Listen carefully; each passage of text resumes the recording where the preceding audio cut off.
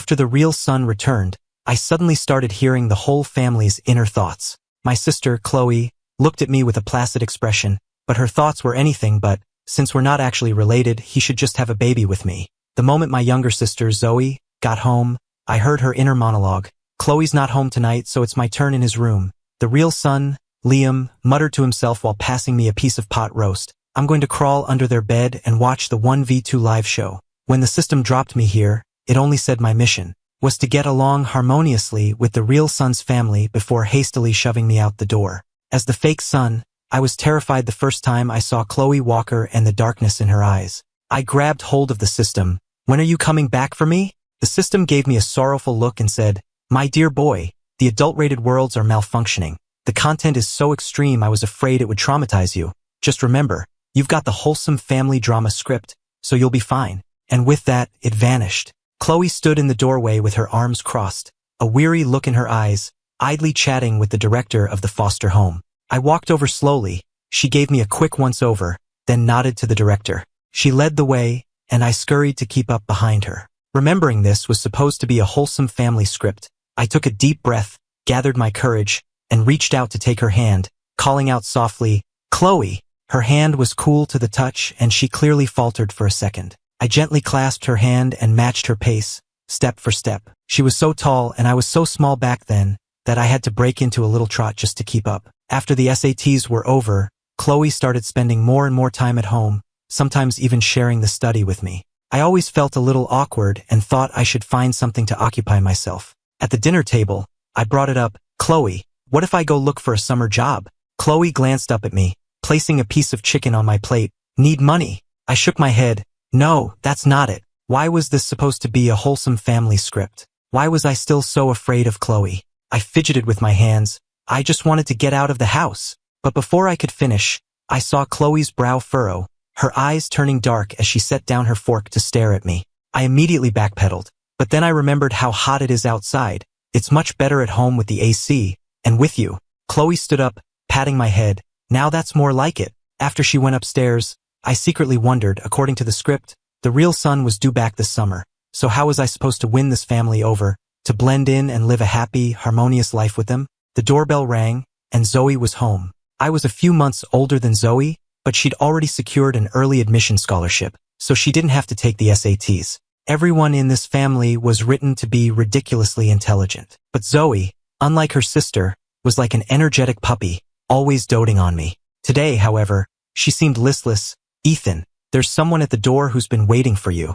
Zoe sounded a bit impatient. I went outside and saw a girl from my high school class. She looked like she'd been waiting a while and finally blurted out, what university did you choose? Or just tell me what city. That's all I need to know. My sister enrolled me in a university here in Boston. Her eyes lit up as she handed me a small gift box. Happy graduation, and don't forget to come to the grad party. Before I could even reply, I glanced up and saw Chloe standing on the second-floor balcony. She stood there, a flicker of darkness passing through her eyes. I didn't accept the gift, quickly said my goodbyes, and hurried back inside. The moment I was through the door, I saw Chloe coming down the stairs, her expression tangled with irritation. I changed my shoes, scratching an itch on my neck, feeling uneasy. Chloe, my friend, left, so I'm just going to head up to bed. Come here.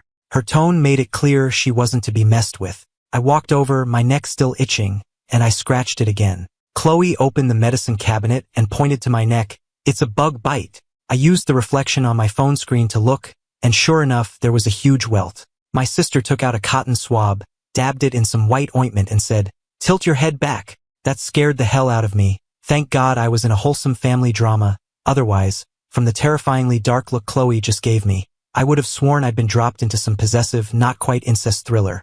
I tilted my head back gently as Chloe cupped the back of my neck with one hand while applying the ointment with the other. A faint scent of vanilla mixed with something medicinal filled my senses, and my whole body went rigid, my mind buzzing. From this angle, I had a perfect view down the front of Chloe's slightly unbuttoned shirt, at her pale skin and the soft curve of her chest. Don't move, just relax, Chloe said, and as if to help me, the pads of her fingers began to gently massage the back of my neck. My mind flashed to an inappropriate image, and a wave of heat washed over my entire body. The cool ointment felt like a lifeline, but a strange sensation still crept up my spine. I couldn't relax at all. I barely dared to breathe. When Chloe finally let go, my face was flushed and I let out a huge breath I didn't realize I'd been holding. I tried to calm myself down. It's a wholesome family script. It's fine. While guiltily watching Chloe put everything back in the medicine cabinet. Her expression was cool and detached. I had clearly been overthinking things. I composed myself and said, trying to sound appreciative, "Thanks, Chloe." The sharp edge in her eyes seemed to soften a little. "You're so sensitive. You shouldn't go out so late." It was hard not to read into her words. I tried to reason it out. From her perspective, I was her biological brother, so she must have just meant that the mosquitoes are bad in the summer and I'm prone to bites. That had to be it. Chloe went back to her room, and as I was coming out of the shower, I heard her on the phone. I didn't mean to eavesdrop, but I clearly heard the words, "foster home." It was over, my cover was blown. The real sun was coming back. Chloe's door was slightly ajar, and I pressed my ear to the crack. Her voice grew quieter and quieter until there was only a silent stillness. But I knew she hadn't hung up. I could hear the faint hum of an open line, and a feeling like venomous scorpions crawling all over my skin washed over me. The feeling of a thief who, after years of getting away with it, was finally caught. Considering how much Chloe doted on her brother, would she now despise me? Could I still salvage my wholesome family script? Just as I was thinking this, the door swung open. A sliver of dim light cut through the hallway, and I was caught, staring right into Chloe's cold, silent eyes. "I dropped something," I explained immediately. With her arms crossed, Chloe looked down at me as I fumbled around on the floor. She raised an eyebrow, seemingly waiting to see what elaborate lie I would come up with.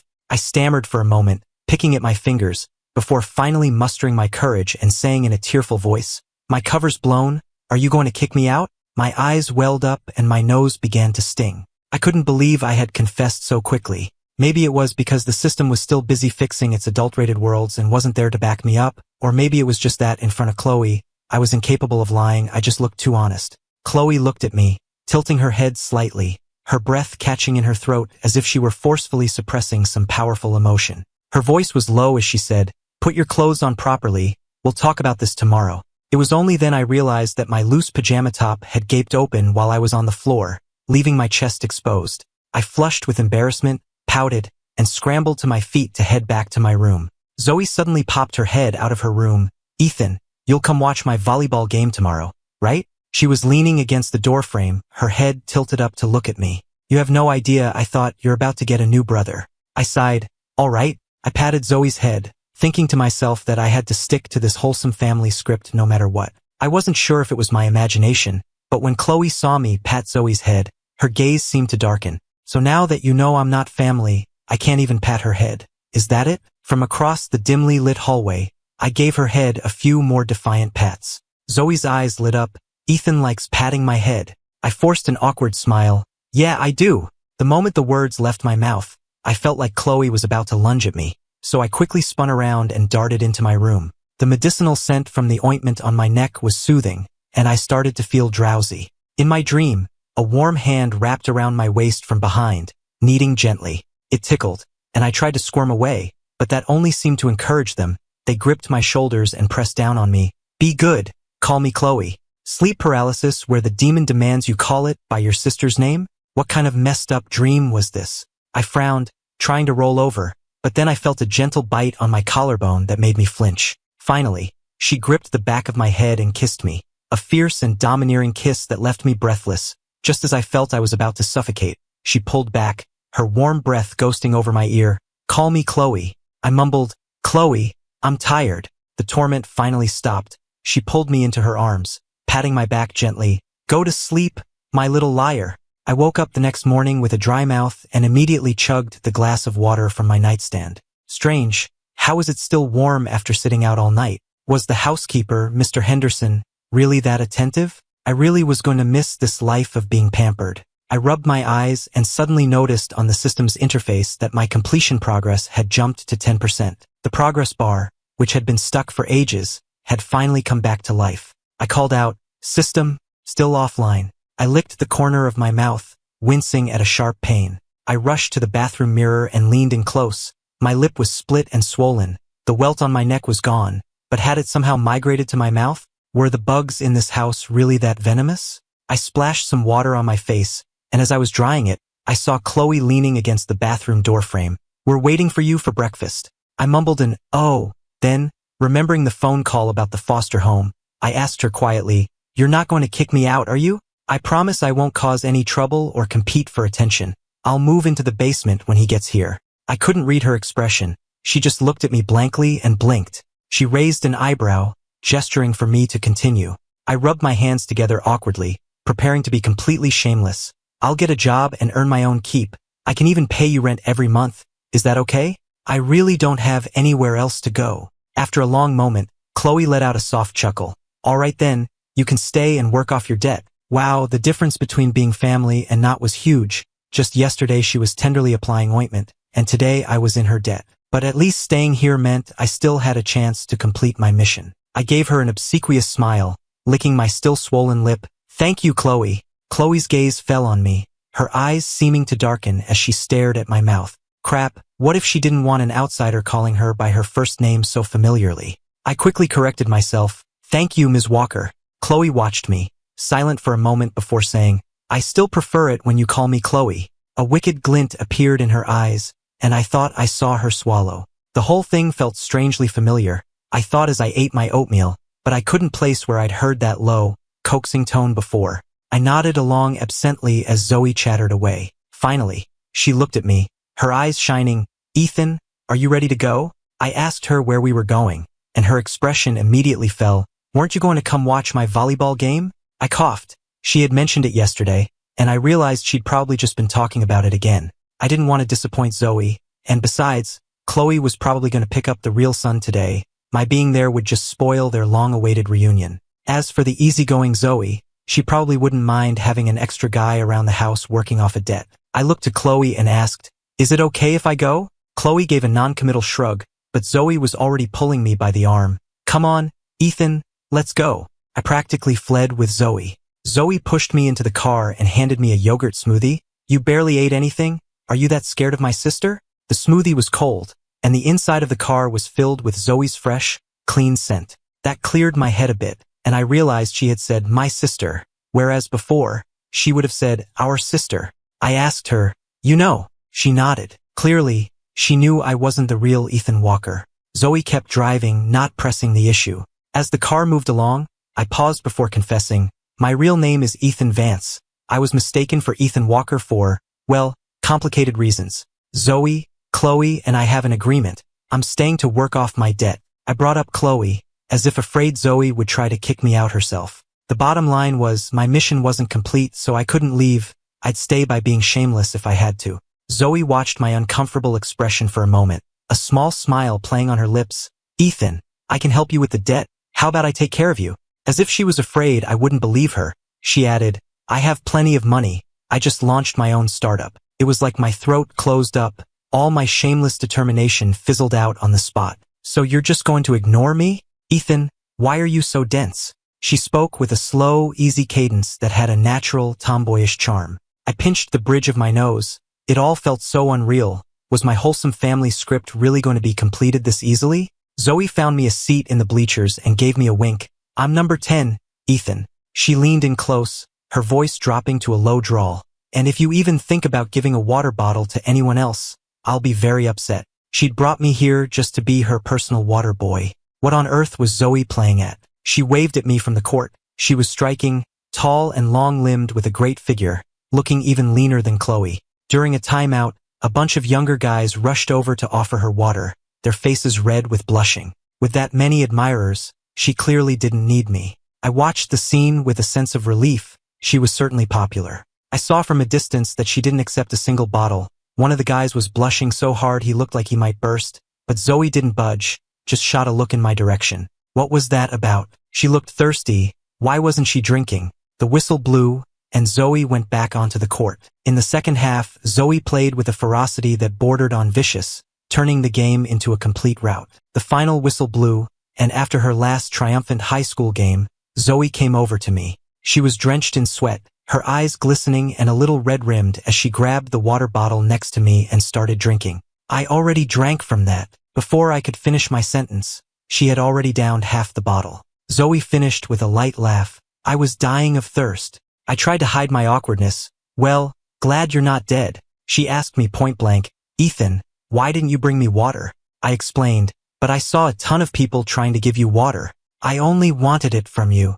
A long silence followed. Zoe stretched her long legs out in front of her, a picture of lazy comfort. I asked, when are we heading back? Zoe didn't answer, which made things even more awkward. The moment I stood up, Zoe swung her long legs out to block my path. Ethan, did Chloe go into your room last night? Her gaze was unnervingly cold. What did she do to you?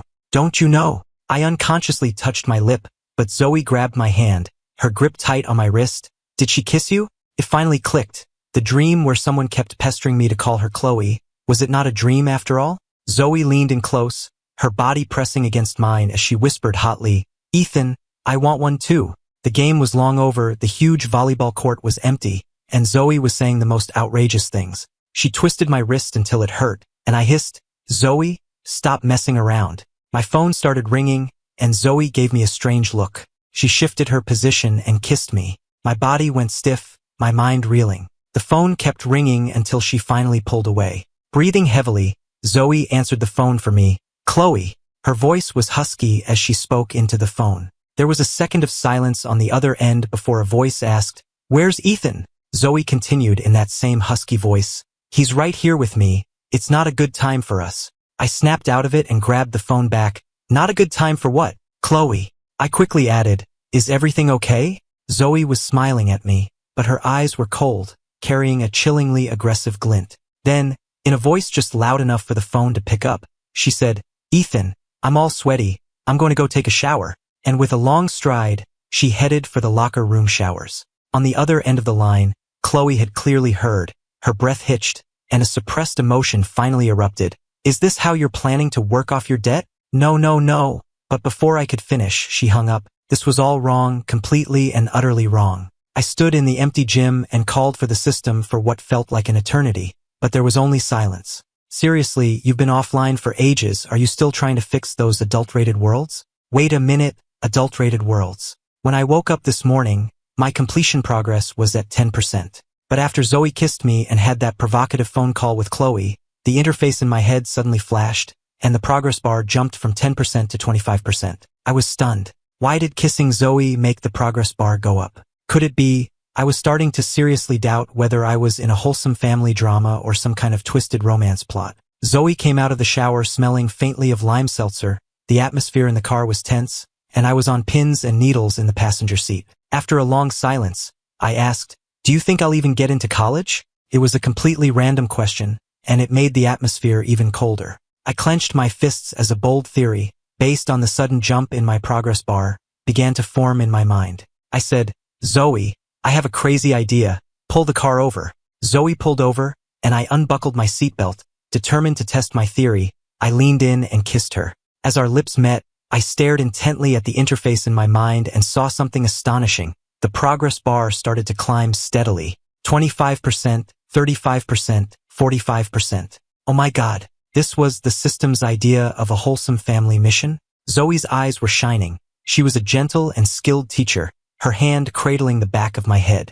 The kiss was all-consuming, leaving my legs weak and my mind foggy. I clung weakly to Zoe, my hands on her shoulders, as the progress bar hit 55%. Seeing the number on the panel, I kissed her more deeply, responding to her every move, my heart hammering in my chest. I felt like I was about to suffocate, but the number on the panel was stuck. It wasn't moving at all. What was happening? The faint scent of lime filled my nose, and I shivered as a jolt of electricity shot through me. Our breathing grew more ragged. Could it be that Zoe was? Fine. I made up my mind. I gasped for air and said, Let's get a room. Zoe looked at me and a smirk played on her lips. She buckled my seatbelt for me and hit the gas. From the moment we got out of the car, Zoe kept a firm grip on my hand, as if she was afraid I'd change my mind and bolt. I caught my reflection in a mirrored pillar in the hotel lobby. My pale neck was flushed a deep pink. I touched my burning face. It was so red, and at least half of that was from pure anger. I cursed the system internally. I trusted you, and this is how you repay me? Zoe looked at me and squeezed my hand tighter. I put on a look of grim determination. Without any warning, she started to laugh. I glared at her. Open the door.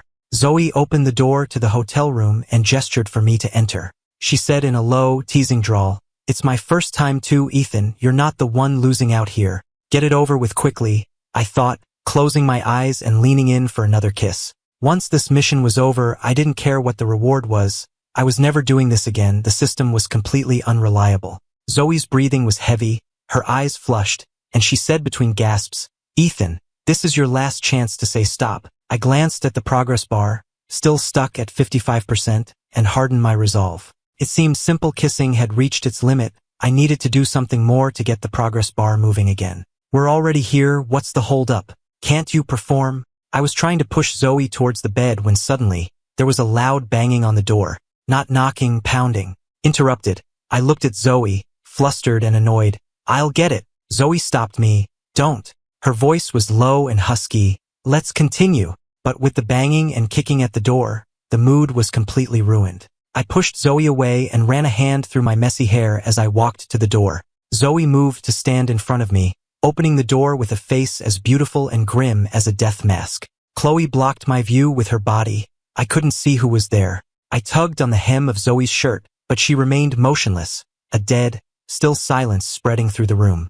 Finally, the person spoke. "Paying off your debt in bed, are we?" The voice was low and terrifying. My knees almost buckled. It was Chloe. That zombie apocalypse level racket had all been Chloe. I was truly speechless. I looked at Zoe, trying to signal with my eyes. "Maybe we should both just kneel?" Zoe remained stubbornly silent, her expression a mask of frustrated desire. Finally, a clear, bright voice broke the tension. "Oh, it's you." My legs really did give out then. The real son was back. The real son, Liam, helped me up. "Mr. Henderson made dinner. Chloe said we should all eat together. So we came to find you and Zoe." He took my hand. "Everyone's here now. Let's go home for dinner." Dude, is this really the time to be talking about dinner? We should be discussing whether or not I get to keep my head. To keep me away from Zoe, Chloe deliberately shoved me into her car. Liam and Zoe took the other car. I felt like the air in the car was toxic. I'd die if I didn't breathe, but I'd also die if I did. As I was sweating bullets,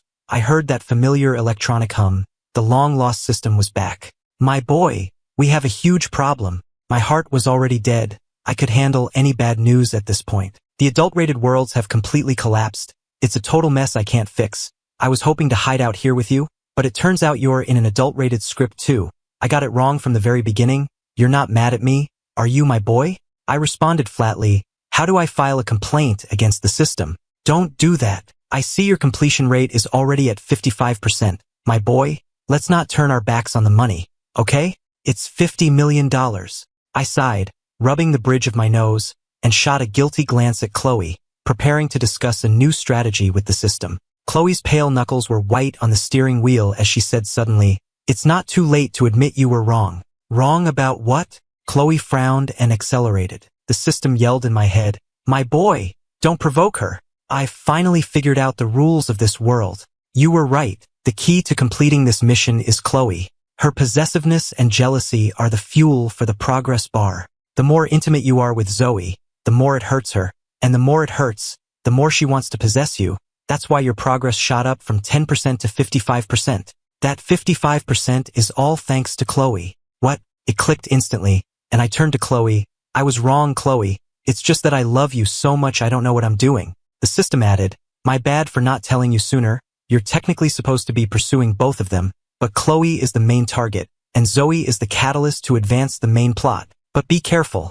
Zoe isn't an NPC. If you keep using her like this and she gives up on you completely, you'll lose your catalyst. So eventually, you'll have to find a way to get her on your side, to get her to willingly help you with the act." No wonder kissing Zoe for so long did nothing. The progress bar stopped at 55% because Chloe's jealousy had hit a threshold. I needed a new, bigger stimulus. I couldn't believe it. I asked the system, "So my progress with Chloe is already at 55%. How did that happen?" The system went silent, and then I remembered. I muttered, "That night, I was perfectly calm now. I want to die." The system said placatingly, "Don't die. I'll give you a cheat code. You can now hear the inner thoughts of the other three. My boy, this world hasn't collapsed yet, so keep going. You have to complete the mission. Otherwise, if this plot collapses too, I'm afraid you really won't be able to handle the consequences." After activating the mind-reading cheat, the first thing I heard when we got home was Chloe's inner voice. "I only found out yesterday that we're not related, and today he's already getting a hotel room with Zoe."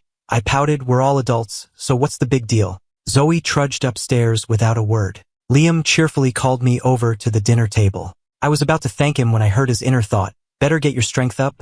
I'm hoping for a 1v2 live show tonight. I was so scared my fork clattered to the floor. Seriously, are your tastes really that twisted? All the other players were showing their hands, but I still couldn't get a read on Chloe. All I knew was that she seemed furious. Seriously, what kind of carbon-based life form comes up with a plot like this? How is it possible to successfully pursue two sisters at the same time? The system snickered in my mind. We have all kinds of scenarios in our little worlds. I shot back, then why don't you do it yourself? The system immediately went quiet. Logically, shouldn't the real son's return have kicked off some dramatic, bloody fight for the family's affection? As I was thinking this, Liam heard the doorbell, jumped up, and ran to the door, saying with a huge smile, "Mom's here." It was over. My status as the fake son was about to be even more humiliating. I looked guiltily towards the door. Why wasn't she coming in? I fidgeted with my hands, feeling incredibly anxious. Maybe I should just kneel now and get it over with? My life of groveling before the Walkers was truly pathetic. Just then, Chloe handed me a fork, her face still dark. "After all that drama today, you're not hungry?" Terrified under her gaze, I took a bite of pot roast. Chloe thought, I think I scared him. I wanted to tell her, "Lady, I feel like this is my last meal on earth." Liam ran back in. "Come on, my mom brought gifts for everyone." I put down my fork. "Isn't your mom coming in?" Liam exclaimed, dropping a bunch of shopping bags on the sofa. "Oh, that was my adoptive mother. She's in a rush to get to a conference overseas, so don't take it personally." I let out a long sigh of relief that had scared me half to death. Chloe said sullenly, "If you have a clear conscience, you have nothing to be afraid of." I didn't dare respond. I just complained to the system. Chloe's personality has changed. She's so passive-aggressive now. I didn't know if she was talking about me impersonating her brother or going to the hotel with Zoe. Either way, I was in deep trouble. Liam must have noticed my lack of enthusiasm, because he passed me some more food and said, "It's like fate, you know? You're Ethan Vance. I'm Ethan Walker. It's an easy mistake to make. Besides, my adoptive parents are amazing to me, and they're even richer than Chloe." I felt a sting in my nose. Ever since I was dropped into this fake son script, I had been living with 5 years of guilt. Even though I'd used all my points to ensure Liam was adopted into a 1-in-a-million family, they weren't his real parents. I had stolen 5 years of his life. And now the real Ethan Walker was back. The system sensed my dejection and said, "Don't be so hard on yourself. Didn't the Walker family go bankrupt 3 years ago? You and Chloe were crammed into one tiny room. You were practically starving. Liam never had to go through that. Even though I was just following the script, I had still caused real harm." I looked at Liam seriously. "I'm sorry." Liam just smiled. Apology accepted. "I'm so sorry, Liam," I thought, "and I promise, as soon as this mission is over, I'll be out of your hair for good." I dutifully moved my things downstairs. The only thing I took with me was a photo of myself and Chloe. It was from my birthday 3 years ago, back when we were living in a tiny apartment, just the two of us. After the family went bankrupt, their parents had taken Zoe and gone to try and pull some strings, leaving me and Chloe alone in that cramped little place. The weather was cold, and Chloe had squatted down next to me and taken a black and white photo with an old camera. She had rubbed my cold, red hands, handed me the photo and said, "Happy birthday, grow up big and strong, and I'll make sure you have a good life." The family upstairs was asleep, and I looked around the messy downstairs room, not knowing where to start. Zoe, apparently locked in her room by Chloe, was blowing up my iMessage. Should I break down the door and come rescue you? Knowing I'd already succeeded with Zoe, I lay on the couch and texted her back, "I don't think we're a good match." Zoe replied instantly, "Asterisk, we haven't even done anything and you're already saying we're not a good match? Are you just playing with me? Asterisk, is it my sister you like?" The messages came in a rapid-fire burst. If that's what you want to think, I can't stop you, I thought. Sometimes I felt like a real jerk. Too lazy to clean up, I decided to just crash on the couch. I woke up in the middle of the night, thirsty, and as my eyes adjusted, I saw a slender figure standing on the patio. The system screamed in my head, "A ghost!" I was so startled I threw a couch pillow. Before I could even yell for help, the figure turned, catching the pillow with one hand while extinguishing a cigarette with the other. It was a beautiful face. It was Chloe, which scared me even more. What was she doing down here? As she approached, I shrank back into the couch cushions. I couldn't hear her thoughts, but her expression was complicated. She handed the pillow back to me and asked, "Why do you have that old black and white photo?" "What photo?" I followed her gaze to the coffee table, where the photo of me and her as a child was sitting. Our surroundings in the photo were shabby, but I was smiling brightly. I couldn't just throw it out with the rest of my things. That would be weird for Liam, and for her. It would be weird for her too. I just came across it, and it felt like bad luck to tear it up. Chloe's voice was icy. You were going to tear it? But I didn't, did I? Chloe's gaze shifted from the photo to me. Her stare was intense, carrying a kind of tingling heat. The system piped up, perfect opportunity, you're all alone. Make your move. I felt so awkward. This was just too much, but someone had to make the first move. I reached out, my fingers gently brushing against her hand, and whispered, Chloe. Chloe's eyelashes fluttered, and a flicker of some unreadable emotion passed through her eyes. I closed my eyes and leaned in, but in an instant, she snatched the photo from the table. Her expression turned cold, and she walked back upstairs. Just before she was out of range, I heard her thought, does he want both of us, me and Zoe? It sounded like she was angry, but for a reason I couldn't quite grasp. I was shocked. I make a move, and she just leaves? The system sighed. She's probably jealous. This has to be the most chaste, adult-rated world I've ever seen. She has the face of a villainess from a dark romance, but she's playing it like a sweet, pure love story. Weren't you the one who snuck into my bed in the middle of the night? I thought. The good news was that Zoe felt played and was now giving me the silent treatment. The bad news was that Chloe was also ignoring me. I asked the system what to do. Why couldn't I get back in Chloe's good graces? How have you been trying to win her over? I've tried to kiss her so many times my lips are sore, but she won't let me get close. Don't just try to force a kiss, you have to win her over with love. Fine. If Chloe wasn't gonna play the aggressor anymore, then I would. I put on a nice blazer and headed for the door. I have a reunion tonight. Don't wait up for me for dinner. Liam glanced from Chloe's face to mine. Zoe immediately shot up. Is it that girl who was at our door the other day? I'm coming too. I waved her off. You don't have to. I'm taking a car. Zoe smiled, but her eyes darkened. You're being so cruel, Ethan. Chloe raised an eyebrow but said nothing as I left, but the air around her felt heavy and volatile. Just before I left, I heard Liam's inner thought, here we go. My man is finally making a move. I got myself completely drunk and then called Chloe. Chloe, I'm drunk. A little bit of drunk acting can go a long way. Call a cab. Why are you calling me? Her tone was ice cold. 10 minutes later, I saw Chloe, her eyes burning with intensity. Such a stubborn woman. I pretended to be dizzy and weak, stumbling into her arms, and was immediately enveloped in her cool, woody scent. I whispered in her ear, Chloe, I want that black and white photo. Why? Her gaze was deep and fiery, as if it could swallow me whole. I could feel the heat radiating from her, and I nuzzled against her ear. Chloe, let's go home. Liam and Zoe weren't home. I had called Liam earlier and asked him to take Zoe out. Liam had wished me luck. The moment Chloe opened the door, I pushed her against the wall and kissed her. She didn't pull away, but she didn't respond either. When my lips were numb, she finally looked at me, her voice thick with emotion. Why do you want the photo? And then I heard her thought, did you do this with Zoe too? I looked her straight in the eye and said seriously, no, Chloe, only with you. So that's what she wanted, a direct, unambiguous answer. All the fight went out of me. I wrapped my arms around her neck. Chloe, I want the photo, and I want you. I didn't have the energy to check the progress bar anymore. I just held her tight. By the time Liam and Zoe got home, I was dressed again. The meticulously clean living room and the freshly changed slipcover on the couch were a little too conspicuous. Liam covered his mouth with his hand, his eyes darting between me and Zoe. He was smiling with a hint of schadenfreude. Zoe coldly handed me an envelope. Your acceptance letter came a few days ago. Just then, Chloe emerged from the shower, her hair damp.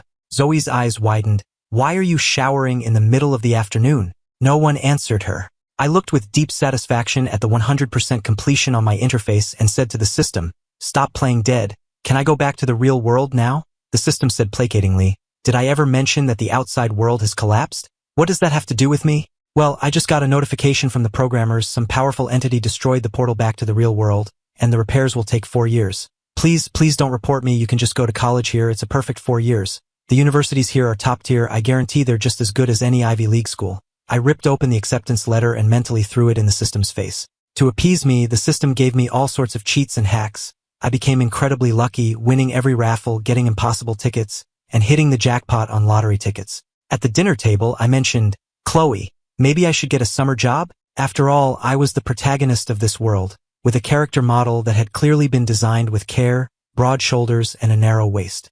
Zoe's methods for competing for my attention changed daily. The moment Zoe looked at me, I knew what she was thinking. For instance, Chloe's not home tonight, so it's my turn in his room, and true to form for a walker, Liam was still obsessed with witnessing some kind of chaotic scene and was always trying to help things along. Only Chloe was relatively normal. One day, she came home from a business meeting, her cool, woody scent mingled with the rich aroma of wine as she called my name softly, but her thoughts were screaming, "Let's have a baby." I just smiled faintly. "Chloe, I'm tired, graduation is tomorrow." At the graduation ceremony, Zoe stood in the audience holding a camera. Her expression was listless, but from the way her hand was shaking, she must have taken hundreds of pictures of me. Chloe stood beside me, her eyes dark and her mood clearly sour for some reason.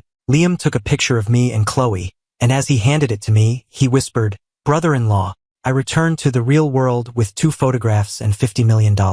One was the photo of me and Chloe as children, the other was the one from my graduation. I was smiling in both photos, but Chloe's expression was as placid and unreadable as ever. I was lying on my bed, counting my money, when the system blared an alarm. That powerful entity who destroyed the portal, she just tore a hole in space-time. My mind went blank. I clutched my money protectively. "What's malfunctioning now?" The system's voice dropped to a terrified whisper. "She's right next to you." I slowly turned my head and saw Chloe, sitting on the edge of my bed, stroking the 2 photographs. "I found you," she said.